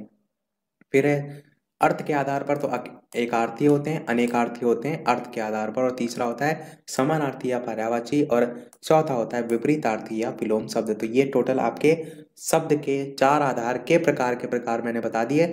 इनको रट अवश्य लीजिएगा, हर साल यहाँ से एक ना एक प्रश्न पूछ ही लिया जाता है, जिससे कि पेपर 1 में आरंभिक स्तर में भी पूछा गया था। फिर बात करते हैं वाक्य के आधार पर या वाक्य के भेद, तो आप कहेंगे अर्थ के आधार पर 8 प्रकार होते हैं। विधानवाचक, निषेधवाचक, आज्ञावाचक, प्रश्नवाचक, इच्छावाचक, संदेहवाचक, विस्मय आदि। विस्मयवाचक और संकेतवाचक, ये आपके टाइप हो जाएंगे। संकेत थोड़ा सा अलग है, जिन वाक्यों में शर्त या संकेत का बोध होता है, यानी एक क्रिया का होना दूसरी क्रिया पर डिपेंड हो, जैसे यदि परिश्रम करोगे तो अवश्य सफल होगे, तो ये सब आपके संकेतवाचक में आते हैं। दूसरा ही वाक्य के भेद में आएगा रचना के आधार पर। ये आपसे बहुत पूछा जाता है, सरल वाक्य या साधारण वाक्य आपका। दूसरा होता है संयुक्त वाक्य, जिसे हम कंपाउंड कहते हैं, और तीसरा आपका होता है मिश्रित या मिश्र वाक्य, जिसे हम कॉम्प्लेक्स कहते हैं। इसको जान भी लीजिए क्या होता है। सरल वाक्य जिन वाक्यों में केवल एक ही विधेय और एक ही उद्देश्य होता है, एक ही उद्देश्य और एक विधेय, उन्हें सरल वाक्य कहते हैं। संयुक्त वाक्य जिन वाक्यों में दो या दो से अधिक सरल वाक्य योजकों द्वारा जुड़े होते हैं, जैसे और हो गया, एवं, तथा, अथवा, इसलिए सब, तो वो आपके संयुक्त वाक्य कहलाते हैं। जैसे वह सुबह गया और शाम को लौट आया। मिश्रित या मिश्र वाक्य क्या होता है? जिन वाक्यों में एक प्रधान मुख्य उपवाक्य होता है और अन्य जो है वो आश्रित या गौड़ उपवाक्य होते हैं, जो कि आपस में कि, जो, क्योंकि, जितना, उतना, इन सब से जुड़े होते हैं, उन्हें हम मिश्रित वाक्य के नाम से जानते हैं। डेफिनेशन पूछी जाती है इसलिए मैंने बता दी। फिर अब बात करते हैं जो थोड़ा सा प्रीवियस ईयर में क्वेश्चन टाइप के आए हैं या आ सकते हैं उनकी। तो भाषा शिक्षण में अशुद्ध उच्चारण के कारण क्या होते हैं? तो आप कहेंगे यदि शिक्षक का उच्चारण अशुद्ध नहीं होगा तो बच्चे कहाँ से सीखेंगे? क्षेत्रीय भाषाएं जो है उनका भी बहुत प्रभाव पड़ता है, तो ये दोनों पॉइंट आप ध्यान रखिएगा। संबंध कारक किसे कहते हैं? तो जहां दो व्यक्तियों या वस्तुओं के बीच संबंध दर्शाया जाता है वहां संबंध कारक होता है। जैसे राम की पत्नी सीता, उपर्युक्त वाक्य में राम की पत्नी सीता से राम का संबंध है, इसलिए यहाँ पर संबंध कारक होगा। आप चाहें तो इसी को विभक्ति को लिख कर भी दर्शा सकते हैं। अगला है भाषा शिक्षण में कौन कौन से कौशल हैं? कोई दो कौशल के उद्देश्य लिखने हैं, तो चार होते हैं, सुनना, बोलना, पढ़ना, लिखना। चार मैंने बताए भी थे पहले, LSRW, listening, speaking, reading, writing. और पूछा गया है कि दो कौशल के उद्देश्य लिखिए, तो पढ़ने के उद्देश्य में लिख सकते हैं वाचन द्वारा शुद्ध उच्चारण का अभ्यास, अर्थ ग्रहण की क्षमता, बालक पढ़कर भाव समझे, आत्मसात किए गए जो विषय उसको बालक दूसरों को भी समझा सकें, ये सब आप इसमें लिख सकते हैं। किसमें? वाचन या पढ़ने के उद्देश्य में। फिर लिखने के उद्देश्य की बात करें तो भाव विचारों को अभिव्यक्त करने की योग्यता हो गया, शुद्ध वर्तनी का प्रयोग हो गया, व्याकरण संबंधी, ये सब लिख सकते हैं। भाषा शिक्षण में वाचन का क्या महत्व है? तो वाचन एक कला होती है और वाचन कला में निपुणता प्राप्त करने के लिए अभ्यास की नितांत आवश्यकता होती है। बाकी इसमें सब कथा कहानी लिखी हुई है, आप लिख सकते हैं। अगला है उच्च प्राथमिक स्तर के बालकों को शैक्षिक भ्रमण हेतु किए जाने वाले स्थल जो है उन पर प्रकाश डालिए। तो ताजमहल जैसे हो गया तो उसके बारे में लिख सकते हैं, ऐतिहासिक इमारत है। उच्च प्राथमिक स्तर के जो बालक हैं उनको ताजमहल के विषय में जानकारी देना उनकी शिक्षा में अत्यंत लाभप्रद होगा। इसी प्रकार शाहजहां ने अपनी बेगम मुमताज की याद में यानी कि एक टॉपिक पर्टिकुलर लिया और उसके बारे में सारी चीज़ें लिख दी। फिर सिकंदरा है तो उसके बारे में सारी चीज़ें लिख दी।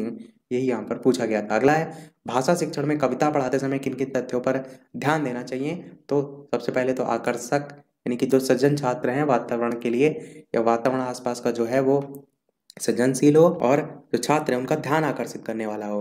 और पहले स्वयं उचित भाव भंगिमा के साथ भावानुकूल सस्वर वाचन करें। फिर बच्चों द्वारा सस्वर वाचन करवाना, प्रश्नोत्तर, कथनों, चर्चा द्वारा कविता के जो केंद्रीय भाव है उनका स्पष्टीकरण। तो यही सब आप इसमें बातें ध्यान रखेंगे। और आप चाहें तो बेसिक जो पॉइंट है वो लिख सकते हैं। यहाँ पर थोड़ा सा टफ लैंग्वेज यूज़ की गई है। अगला है संस्कृत लेखन में दोष के क्या कारण होते हैं। तो आप कहेंगे लिखने के समय झुक कर या तिरछे होकर बैठना, कलम को ना सही पकड़ना, मात्राओं का ज्ञान ना हो, आकार में दूरी हो, आकार छोटा बड़ा हो, विराम चिन्ह का उचित प्रयोग ना किया हो, अनुस्वार अनुनासिक का गलत प्रयोग हो, लेखन में जल्दीबाजी हो, अभ्यास की कमी हो, उचित वातावरण ना हो, लेखन हेतु अधूरी जानकारी हो, सब आप लिख सकते हैं।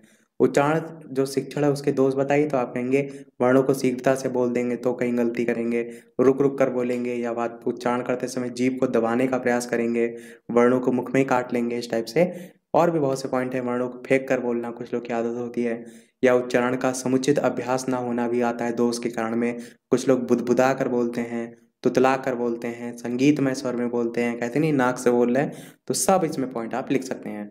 अगला है कक्षा शिक्षण में मौन वाचन के क्या लाभ हैं। तो आप कहेंगे कक्षा में विद्यार्थियों को लिपि का ज्ञान इससे कराया जाता है, सूक्ति भंडार में वृद्धि होती है, उसके साथ साथ वाक्य रचना का ज्ञान होता है, विभिन्न पहलुओं की सामान्य जानकारी होती है, अर्थ ग्रहण करते समय तीव्र गति से मौन पठन करने का अभ्यास कराना। तो वही सब आप इसमें पॉइंट लिख सकते हैं।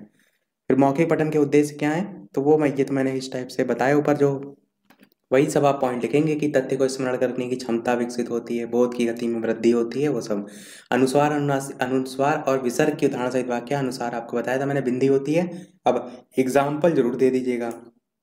विसर्ग आप कहेंगे ये भी स्वतंत्र वर्ण ना होकर वर्णों के चिन्ह होते हैं जो हमेशा स्वर वर्ण के पश्चात यूज होते हैं। और एग्जाम्पल में बालका रामा आप लिख सकते हैं। फिर आपका है दिए गए जो अपठित अनुच्छेद है उसका अर्थ और शीर्षक लिखिए। 2018 में आया था। शीर्षक हो जाएगा स्वर के द्वार से भी बढ़कर एक शिशु माँ के लिए। तो पंक्तियों का अर्थ इस प्रकार लिखेंगे कि शिशु तेरी अनुपम छवि निहार की, कवि ने एक बच्चे को स्वर्ग से भी बढ़कर बताया है। वह जब उस माँ की गोद में होता है तब माँ को स्वर्ग का द्वार भी आनंद नहीं देता है। माँ की संसार रूपी बगिया उपवन में वह बच्चा एक सुंदर गुलाब की तरह है। जब वह उस बच्चे की छवि को निहारती है तब उस माँ को इस बगिया के सारे फूल फीके लगते हैं। और साथ ही साथ उपमा अलंकार इनमें दे रखा है इन पंक्तियों में। अगला देखते हैं आपका प्रश्न, अनुकरण वाचन और सस्वर वाचन से आप क्या समझते हैं। तो अनुकरण वाचन क्या होता है, शिक्षार्थियों द्वारा व्यक्तिगत रूप से जो आदर्श वाचन होता है उसका अनुकरण द्वारा किए गए पठन को अनुकरण वाचन कहते हैं। और दूसरा आपका जो होगा वो होगा सस्वर वाचन, जिसके अंतर्गत कक्षा के समस्त जो शिक्षार्थी हैं वो एक साथ मिलकर समान स्वर गति तथा लय में मौन पठन करते हैं। तो इतना सा डिफरेंस है। अगला है आपका अपनी पाठ्य पुस्तक से 4 पंक्ति का कोई श्लोक। तो आपको जो भी श्लोक मिले आप याद कर लीजिएगा, पूछा जाने लगा है, 2019 में पूछा गया था। जैसे एक उदाहरण के तौर पर यहाँ पर एक लिखा भी गया है। अगला है आपका शब्दों का हिंदी में अर्थ लिखिए। तो कुछ संस्कृत शब्दों के हिंदी में भी अर्थ पूछे गए थे 2019 में। जैसे मक्षिका हो गया, मक्खी, बहवा, बड़ी संख्या, माँ मतलब नहीं, मत, तक्रम मतलब छाछ, मट्ठा जिसको हम कहते हैं, वो सब आपके हो जाएंगे। इसी प्रकार संस्कृत शब्दों का भी संधि विच्छेद पूछा गया यहाँ पर 2019 में ही पूछा गया था। जैसे मनोरथा है तो मना धन रथा, सज्जना सत प्लस जना, इस टाइप से। वसंतोत्सवा तो वसंत प्लस उत्सवा, मधुवरी तो मधु प्लस अरी, ये आप कर सकते हैं। अगला है लेखन शिक्षण की विधियां कौन कौन सी होती है। तो आप कहेंगे मॉन्टेसरी विधि होती है। कहीं पर भी आपको लगे कि इस टॉपिक के बारे में पढ़ना चाहते हैं तो वीडियो को वहीं पॉज कर दिया करिए, रोक दिया करिए और पढ़ लिया करिए। मैं इसलिए केवल हेडिंग आपको बताता हूँ ताकि आप एक रिवाइज कर सकें सारी चीज़ों को। रूपरेखा अनुकरण विधि हो जाएगी दूसरी, तीसरी अनुकरण विधि हो जाएगी, चौथी मनोवैज्ञानिक विधि हो जाएगी, पांचवी चित्र विधि हो जाएगी, छठी पेस्टोलॉजी की रचनात्मक प्रणाली हो जाएगी, सातवां जैकाटॉट विधि हो जाएगी। तो ये सब आपकी विधियां हो जाएंगी। अगला है कहानी शिक्षण की उपयोगिता पर प्रकाश डालिए। तो बालक कहानी का अर्थ शीघ्रता से ग्रहण कर लेता है, मनोरंजन का एक साधन है, बच्चों को सोचने के अवसर प्रदान करता है, सृजनशीलता आती है, बालकों की नैतिकता की शिक्षा दी जाती है, रुचिकर साधन है, यही सब आप लिख सकते हैं। उद्देश्य में यही सब पॉइंट भी लिख सकते हैं जो मैंने अभी आपको बताया। ज्ञान को सरल और रोचक रूप में प्रस्तुत किया जाता है, सूक्ति, लोकोक्ति और मुहावरों का ज्ञान कराया जाता है, विभिन्न प्रकार की शैलियों से परिचित कराया जाता है, तर्क शक्ति को विकसित किया जाता है, चारित्रिक भावनाओं का विकास, मौखिक लिखित अभिव्यक्ति का विकास, कहानी लिखने में रुचि हो गया, चरित्र निर्माण में सहायक, यही सब पॉइंट आप लिख सकते हैं। फिर आपका पूछा गया है भाषा शिक्षण में वाचन का अर्थ और महत्व बताइए। तो वाचन का अर्थ क्या है? भाषा के दो रूप होते हैं, एक मौखिक और दूसरा लिखित। तो मौखिक भाषा को बोला जाता है, परंतु लिखित भाषा का तो वाचन ही होता है। लिखित भाषा को देखकर बोलना ही वाचन कहलाता है। वाचन के पर्याय पठन और वाचना भी है, इस टाइप से लिखा है, पर आप ये सब नहीं लिखेंगे, आप वाचन कहलाता है यहाँ तक की डेफिनेशन लिख सकते हैं। और यहाँ पर ल्यूकास के अनुसार भी लिखिए कि वाचन एक साधन है जिसके माध्यम से बालक संपूर्ण मानवता के द्वारा संचित ज्ञान राशि से परिचित हो सकता है, वो भी आप लिख सकते हैं। फिर आपका भाषा शिक्षण में सस्वर वाचन का महत्व, तो आप कहेंगे सस्वर वाचन को कि स्वर सहित वाचन सस्वर वाचन कहलाता है, अर्थात लिखी हुई वस्तु या विषय वस्तु को देखकर सस्वर पढ़ना सस्वर वाचन कहलाता है। इसके दो भेद होते हैं, एक आदर्श वाचन और एक अनुकरण वाचन। आदर्श वाचन शिक्षक द्वारा किया जाने वाला वाचन आदर्श वाचन कहलाता है, क्योंकि वो बालक के लिए वाचन के आदर्श रूप में होता है, और अध्यापक को सुंदर वाचन में ध्यान देने योग्य बातों का ध्यान रखते हुए वाचन करना चाहिए, जिससे कि बालक को वाचन के लिए उचित मार्गदर्शन प्राप्त हो और अध्यापक द्वारा जो किए गए वाचन में त्रुटियां हैं, वाचन के घटक हैं, उनको ध्यान में नहीं रखा जाए। ये सब लिख सकते हैं। अनुकरण वाचन छात्रों द्वारा किया जाता है, और इसे अनुकरण वाचन इसलिए कहते हैं क्योंकि इसमें छात्र अध्यापक द्वारा जो किए गए वाचन है उसके अनुसार वाचन करने का प्रयास करते हैं। और अनुकरण वाचन के भी दो भेद होते हैं, एक व्यक्तिगत वाचन होता है, एक समवेत वाचन होता है। ये लिस्ट मैंने आपको पहले बताई थी, चाहे तो आप इसे नेट पे भी देख सकते हैं, इसे याद कर सकते हैं, ताकि कैसे भी प्रश्न आए तो पूरा आपको पता हो।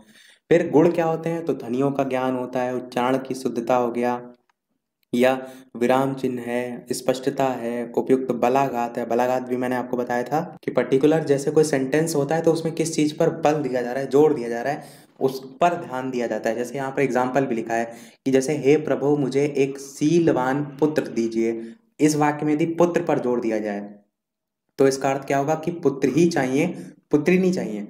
और यदि सीलवान पर जोर देकर पढ़ेंगे तो उसका अर्थ क्या निकलेगा कि सीलवान ही चाहिए, सील रहित नहीं चाहिए। तो आप देख रहे हैं कि पर्टिकुलर एक जो शब्द है उस पर जोर देने से पूरा अर्थ बदला जा रहा है, तो यही बलाघात को आप यहाँ से परिभाषित कर सकते हैं। फिर प्रवाह हो जाएगा, अर्थ की प्रतीति, स्वर में रसात्मकता, वाचन की मुद्रा, रुचि, ये सब हो जाएंगे। फिर मौन वाचन से क्या अभिप्राय है, इसके प्रकार। तो लिखित सामग्री को मन ही मन चुपचाप बिना आवाज के पढ़ना मौन वाचन कहलाता है। इसी को यहाँ पर इतने सारी चीजें बताई गई हैं, आप चाहें तो इसे पढ़ सकते हैं, पर मैंने मेन हेडिंग बता दी।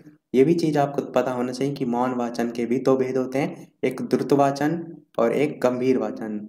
द्रुत मौन पठन क्या होता है? जब हम बात करते हैं द्रुत केवल वाचन की तो शीघ्रता से पढ़ना होता है, पर द्रुत मौन पठन कहेंगे इसका उद्देश्य विशेष रूप से मनोरंजन की प्राप्ति है। पुस्तकालय अथवा घर पर विभिन्न पत्र पत्रिकाएं या समाचार पत्रों को पढ़ना इस प्रकार के मौन पठन में ही आता है। उद्देश्य इसके ही सब हैं, सीखी हुई भाषा का अभ्यास करना, परिचय प्राप्त करना, अवकाश का यूज करना, सूचना एकत्र करना, ये सब। गंभीर मौन पठन क्या होता है? गंभीर मौन पठन आप कहेंगे गंभीर अथवा गहन पठन इस विषय वस्तु का किया जाता है, जो कि तथ्यात्मक, सारगर्भित, क्लिष्ट भाषा में होती है, जिससे अधिक चिंतन की आवश्यकता होती है। यहाँ पर उद्देश्य क्या होंगे? भाषा पर अधिकार, विषय वस्तु पर अधिकार, नवीन सूचना एकत्र करना, केंद्रीय भाव की खोज करना, ये सभी। फिर आपका है प्रश्न कविता शिक्षण पर दो संक्षिप्त पाठ योजना आपसे कभी पूछी गई थी, पाठ योजना 2017 में। तो एक आप इसका, मैं स्क्रॉल करते रहा हूँ धीरे धीरे, आप एक बार इसका जो पूरा फॉर्मेट है वो देख लीजिएगा, ताकि आपको रिवाइज हो जाए कि पहले प्रकरण आता है, उसमें सामान्य उद्देश्य, फिर विशिष्ट उद्देश्य। अपने इंटर्नशिप में बनाई सारी चीजें, तो बस एक बार दिमाग में रखिएगा, ज्ञानात्मक, बोधात्मक, कौशलात्मक, ताकि प्रश्न अगर आए तो आप इसे खाली छोड़कर ना आए। फिर अपेक्षित पूर्व ज्ञान, सहायक सामग्री, प्रस्तावना हो गया, उद्देश्य कथन है, प्रस्तुतिकरण है, आदर्श वाचन है, अनुकरण वाचन है, काठिन्य निवारण है, भावार्थ है, और इसी प्रकार प्रस्तुतिकरण है, आदर्श वाचन है, काठिन्य निवारण, भावार्थ, बोध प्रश्न, श्याम पट, निरीक्षण कार्य, और लास्ट में गृह कार्य। तो ये पूरा आपका प्रोसीजर हो जाएगा। अगला है जीवनी और आत्मकथा में अंतर, 2016-19 दो बार पूछा गया है, तो ये डिफरेंस याद कर लीजिए। आत्मकथा व्यक्ति के द्वारा स्वयं के जीवन के संदर्भ में लिखी गई होती है। जीवनी व्यक्ति विशेष के जीवन पर जब कोई दूसरा लिखता है तो कहते हैं उसे। आत्मकथा में व्यक्ति अपने जीवन की निजी गहराइयों से जुड़े प्रसंग के आधार पर लिखता है, इसमें आवश्यक नहीं है इस लेखन जीवनी लिखने वाले व्यक्ति की गहराइयों से परिचित हो।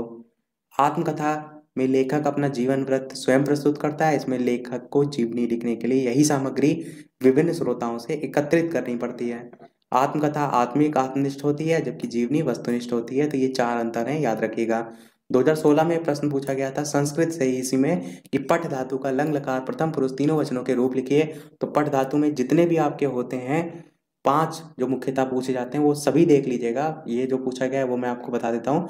प्रथम पुरुष में बात करें तो एक वचन में अपठत, द्विवचन में अपठताम और अपठन, इस प्रकार से जो है वो चलते हैं।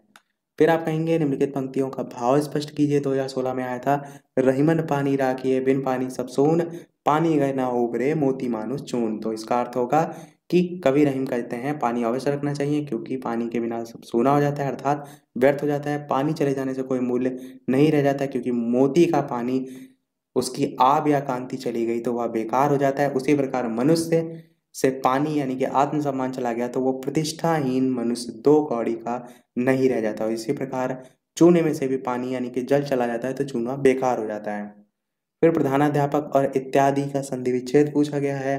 तो प्रधान और अध्यापक इति प्लस आदि आपका हो जाएगा।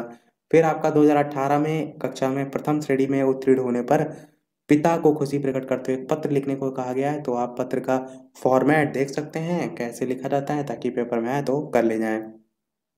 फिर आपका कक्षा में बच्चों के बैठने की व्यवस्था को ठीक करने के उद्देश्य से बेसिक शिक्षा अधिकारी को पत्र, ये 2017 में आया था। 2 साल पेपर में पत्र पूछा जा चुका है, तो पूरे चांसेस हैं इस बार भी पूछा जा सकता है। तो देख लीजिएगा एक बार क्या इसका फॉर्मेट है, बाकी आप उसके अंतर का तो स्वयं से लिख सकते हैं। यहाँ पर बात करते हैं, यही मैंने प्रश्न आपको उठा के दिया था मॉडल पेपर में, यदि आपको याद होगा। और यहाँ पर जो त्रिफला था आपका, नहीं त्रिफला नहीं, आपका चक्रधर था। देखिए चक्रधर जो है चक्र को धारण करने वाला, यहाँ पर तत्पुरुष समास दे रखा है। तो यहाँ पर जो कोक है इसके आधार पर दे रखा है। पर मैंने अभी ऊपर समास बताया तो मैंने कहा कि जो समास है उसमें आपको एक से अधिक समास देखने को भी मिलते हैं। तो चक्रधर चक्र को धारण करने वाला कहते हैं विष्णु भगवान को, अर्थात विष्णु। और जब मैंने आपसे कहा कि आपका तत्पुरुष समास और बहुब्रीहि समास दोनों आपको ऑप्शन में देखने को मिले, यानी कि दोनों ही आपका एक समास में हो, तो आप बहुब्रीहि समास को ही प्रायोरिटी देंगे। यहाँ पर मैंने जो मॉडल पेपर में बताया था वो जल्दी जल्दी में आपको जो इसमें आंसर दिया था वही बता दिया था। पर आपको याद रखना है जब दोनों होते हैं तो बहुब्रीहि समास को ही माना जाता है। तो यहाँ पर जो चक्रधर है इसमें बहुब्रीहि समास होगा, ये यहाँ पर गलत दिया हुआ है। तो तत्पुरुष समास भी अपने आप में सही है, गलत नहीं आप कहेंगे, पर ऑप्शन में अगर बहुब्रीहि और तत्पुरुष को चुनना हो तो हमेशा आप बहुब्रीहि को ही टिक करेंगे, क्योंकि इसका सीधा सीधा दूसरा अर्थ निकल रहा है चक्रधर, यानी कि चक्र धारण करने वाला, अर्थात विष्णु। इस प्रकार से आप लिख सकते हैं। फिर पुनर्बलन शब्द से क्या अभिप्राय है, तो आप कहेंगे इसके अंतर्गत वे सभी क्रियाएं तथ्य आ जाते हैं जिनसे विवश होकर छात्रों की क्रियाएं करनी पड़ती हैं। अध्यापक का आदेश, स्वयं की इच्छा, बड़ों का सम्मान, सामाजिक मर्यादा, इनसे प्रभावित होकर जो कार्य किए जाते हैं वे सब पुनर्बलन में आते हैं। अगला प्रश्न है आपका शुद्ध रूप जो है उसके संदर्भ में, कि सेंटेंस दे रखे हैं आपको शुद्ध रूप बताना है पुस्तक समर्पण की। तो इसका बनेगा पुस्तक समर्पित की। उनका रहन सहन का दर्जा ऊंचा है, उनका रहन सहन का स्तर ऊंचा है। सभा में विरोध प्रकट किया गया, सभा में विरोध हुआ। और मेरे को बाजार जाना है यानी कि मुझे बाजार जाना है, इस टाइप से आपके हो जाएंगे।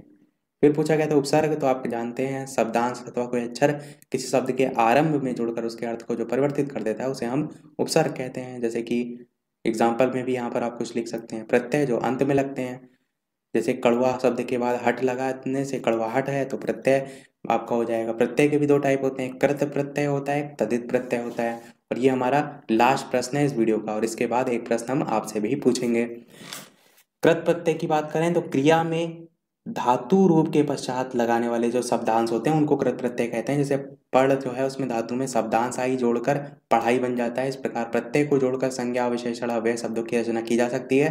और तदित प्रत्यय क्या होता है, धातु के अतिरिक्त संज्ञा सर्वनाम विशेषण इत्यादि शब्दों में शब्दांश को जोड़कर तदित प्रत्यय बनाया जाता है। जैसे पुस्तक शब्द में आलय जोड़ा गया तो पुस्तकालय बन गया। तो सारी चीजें हमने एक रिवीजन के तौर पर देख ली हैं। अब वीडियो को समाप्त करने से पहले एक प्रश्न आपके लिए भी, जैसे कि सभी वीडियो में हम आपसे एक नए प्रश्न पूछते हैं। प्रश्न को देखने से पहले वीडियो भी तक आपने लाइक ना किया हो, सभी लोग वीडियो को लाइक भी करते रहिएगा। चैनल पर नए हो सब्सक्राइब करके जुड़ जाइएगा, और टेलीग्राम चैनल से जो भी ना जुड़े हो लिंक आपको डिस्क्रिप्शन में मिल जाएगी, बालाजी स्टडी सेंटर सर्च करके भी जुड़ सकते हैं। तो इस वीडियो का आपके लिए प्रश्न है कि तार सप्तक का संपादन जो है वो कब हुआ था। 4 ऑप्शन भी है आपके लिए। ए ऑप्शन है 1932, बी ऑप्शन है 1943, सी ऑप्शन है 1950 और डी ऑप्शन है 1954 और एक ऑप्शन एक्स्ट्रा है इसमें, वो है इनमें से कोई नहीं। इन सभी ऑप्शन में से कौन सा सही होगा, अपना आंसर वीडियो के मेन कमेंट में टाइप करके बताइएगा।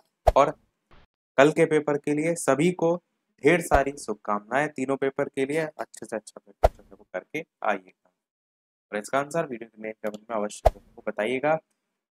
हाल ही में जो आपके पेपर हुए थे डीएलएड के और सेमेस्टर के, उनमें से ये क्वेश्चन हमने पूछा है, वहां पर जो है ये पूछा गया था। तो चलिए मिलते हैं फिर अगले वीडियो में कुछ नए प्रश्नों के साथ, नए टॉपिक के साथ। तब तक के लिए नमस्कार, जय हिंद।